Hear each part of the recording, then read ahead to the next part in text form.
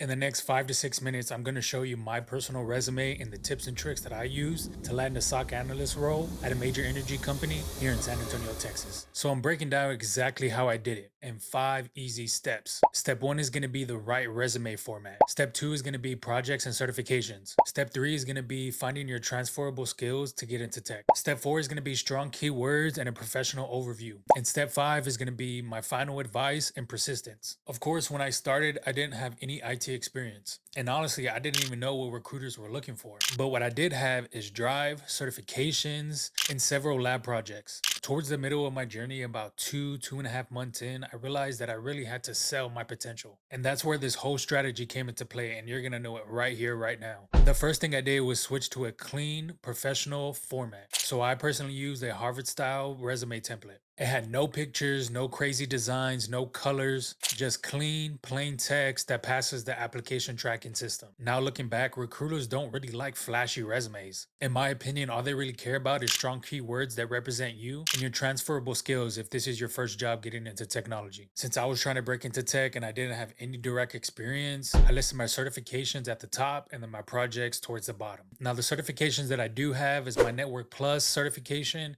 my Security Plus certification from CompTIA. For my lab projects, I did put them towards the bottom just because I had a quick explanation of what each project was, and the project name was a hyperlink as well. Now, with my certifications and my projects, this ultimately proved that I could do the work. Next, since I was in car sales and I had sales experience, I looked at my transferable skills. For me, the top transferable skills that I had were communication, working well under pressure, documentation, and problem solving. Just a quick tip, whenever writing points on your actual resume, you do have to rephrase a lot to make it sound professional. So, for instance, one of the things that I did rephrase was communicated technical details clearly to clients, and I rephrased it as resolve issues quickly in a fast paced environment. And that's how you make your old jobs and your previous experience sound relevant. So for step 4, I did add a professional overview slash summary to the top of my resume. So if you want to use this, you can, but just a quick thing that I just typed up would be motivated IT professional with CompTIA Network Plus and Security Plus certifications,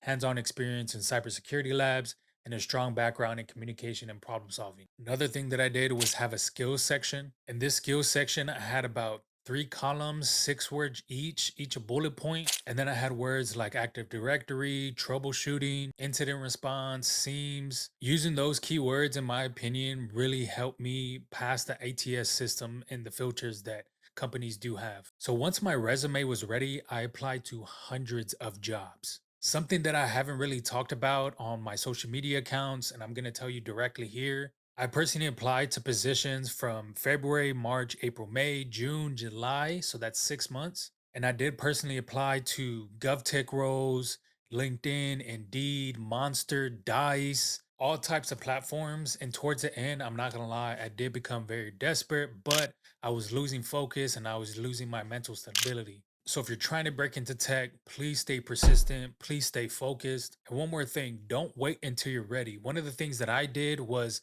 I started applying to jobs in February of this year, and I had no certifications, I had no projects. I simply put my resume, I got that together, and I literally just started applying. What this really taught me is where to apply, how to apply, and what recruiters were looking for. So please, if you're trying to break into tech, start applying right now. So those are the 5 steps that I personally did to format my resume and make it strong as possible to land a SOC analyst role at a major energy company here in San Antonio, Texas. If you found this video helpful, if you liked this video, do me a huge favor, subscribe. I do have a lot of tech content coming out. Some of the next videos I have coming out are the SOC tools that I personally use on a daily basis and my cybersecurity lab projects. As always, I appreciate you. Until next time, people. Peace.